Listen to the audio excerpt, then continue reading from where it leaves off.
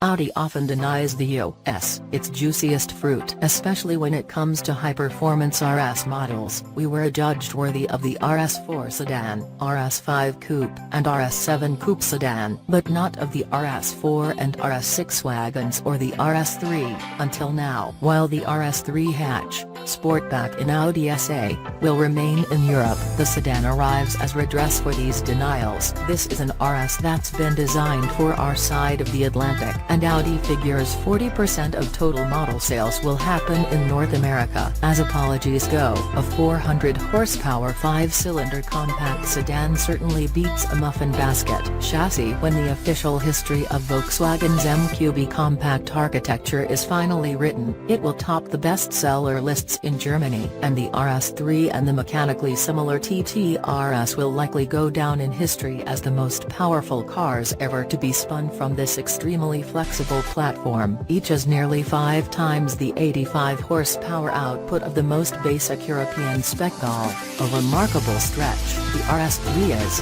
and we mean this in the nicest possible way, exactly the sort of stitched-together Frankenstein's monster that such adaptable underpinnings encourage. It's essentially the TT-RS's 5-cylinder engine packed into the existing A3 body shell. If we were to drive it against a TT-RS on a racetrack, then the TT would be the winner, but it would be close, says Audi Sport Development boss Stefan Riehl, and the RS3 has a trunk and room for 4 people. It's an outstanding compromise. Powertrain. Audi's profitability and growing sales have made it a favored child within the Volkswagen Group, indulged in a way that must make its plainer sisters, the Euromarket Seat and Skoda, deeply envious. That's why it's been allowed to develop a new, all-aluminum version of its 5-cylinder turbocharged engine. Despite the mill's limited use in the RS3, TT-RS, and, we're presuming here, the next generation RSQ3. The new one shares the 2.5-liter displacement of the old iron block unit, but Audi reports that it's 57 pounds lighter. The significance of that savings is amplified by the engine's position forward of the front axle line. A revised cylinder head and an increase in boost pressure bring more power. The RS3 giving 400 horses, a 33 horsepower increase over the old 5. Riehl admits it would have been possible to generate a similar output from a version of the familiar 2.0-liter turbo inline-4 engine. Indeed, Volkswagen was working on such a unit, previewed by the Golf R400 and Audi TT Quattro Sport concepts back in 2014. But Audi's exceptionalism won the day, and development on that engine has been cancelled. There are so many high-performance 4-cylinder engines, but the 5-cylinder has always been Audi's unique selling proposition, Riehl explains. And of course there's the sound, he adds. Nothing sounds like a 5-cylinder turbo, and our customers love that.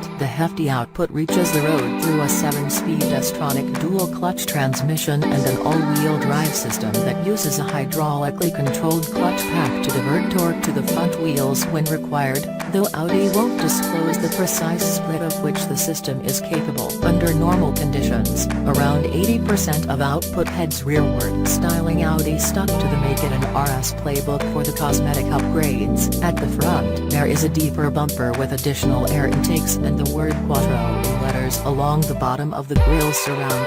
RS3 only 19-inch aluminum wheels are standard. The rear features 2 tailpipes big enough for a commuter train to pass through, a lip spoiler on the trunk lid, and a diffuser that Riehl assures us does indeed reduce lift at speed. The cabin builds on that of the S3, with a generous smattering of those all-important RS logos, as well as multiple skeins worth of red stitching on the sports seats and the chunky steering wheel.